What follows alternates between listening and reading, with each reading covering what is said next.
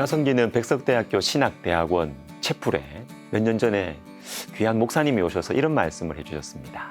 직분은 명예가 아니라 멍해입니다. 명예가 아니라 멍해다. 자, 잊혀지지가 않아요.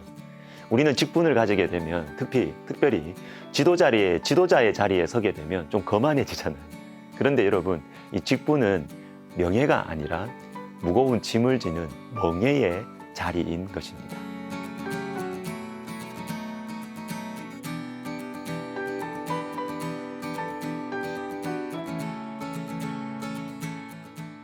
오늘 본문은 지도자들을 향한 말씀입니다. 화 있을 진저 시온에서 교만한 자와 사마리아 산에서 마음이 든든한 자, 곧 백성들의 머리인 지도자들이요.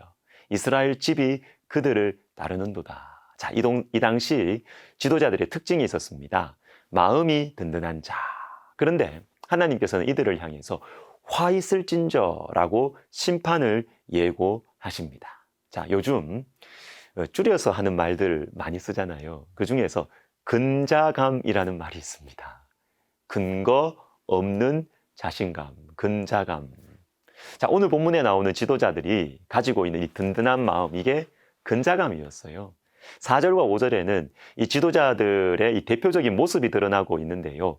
고급스러운 상하상에 눕고 침상에서 기지개를 켜고 어린 양과 송아지를 잡아서 먹고 비파 소리에 맞추어서 노래를 부르고 있었어요.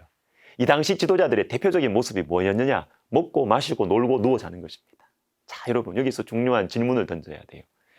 지도자는 무엇 하는 사람입니까? 먹고 놀라고 그 자리 좋나요? 아니죠. 6절 하반절에 지도자의 본래 모습이 나옵니다.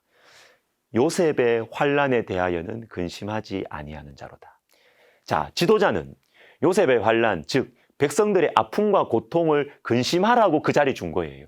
그리고 그 문제를 해결해 주라고 무거운 자리를 준 것이 지도자들입니다. 그런데 이거 하지 않고 자신의 지위와 부요함을 이용해서 먹고 자고 노는 것에 빠져 있는 것입니다. 그래서 어떤 일이 일어나게 될 것인가? 앞으로 7절을 보십시오.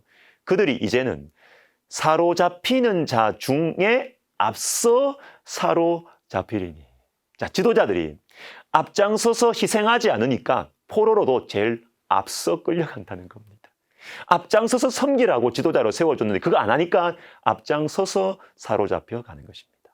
말라기 2장 9절에 이런 말씀이 있습니다. 너희가 내 길을 지키지 아니하고 율법을 행할 때에 사람에게 치우치게 하였으므로 나도 너희로 하여금 모든 백성 앞에서 멸시와 천대를 당하게 하였느니라. 자, 여기에 나오는 너희, 영적 지도자들을 말합니다. 이들이 하나님 말씀 지키지 않고 제대로 가르치지 않을 때, 다시 말해서 지도자의 이 본질적인 역할, 이 본분을 망각할 때 멸시와 천대를 받게 됩니다. 레위기 21장 4절도 읽어드릴게요.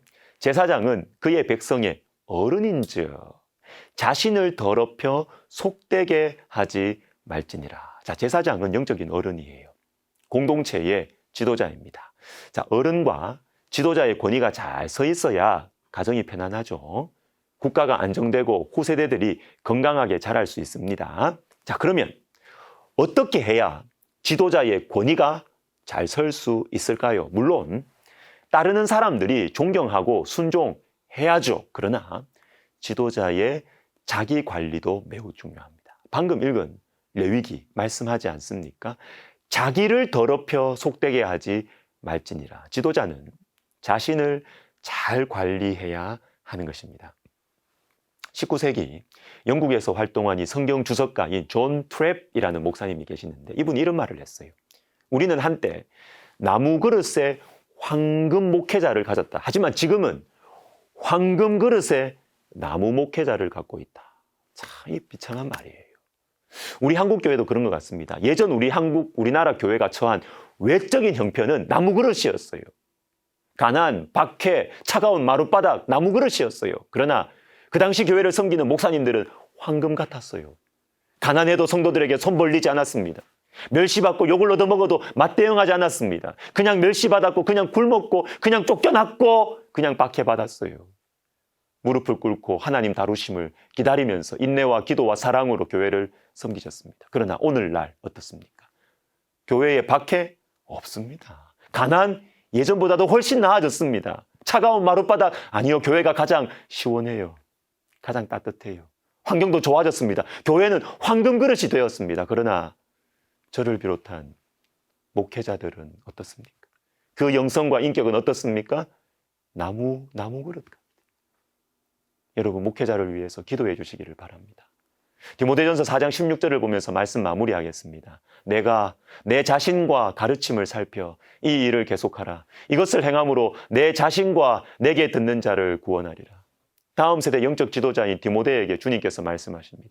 이 일을 계속하라. 근데 이 일이 뭐냐? 몇 절 앞을 읽어보면 나오는데요. 경건의 훈련입니다. 주님을 닮아가기 위한 수고입니다. 이 일을 계속하라. 근데 어떻게 하라는 거냐? 어떻게? 내 자신과 가르침을 살피라는 거죠. 내 자신을 살피는 것이 뭔지. 목회자는 자신을 살펴야 됩니다. 그리고 자신이 말하는 가르침을 살펴야 됩니다.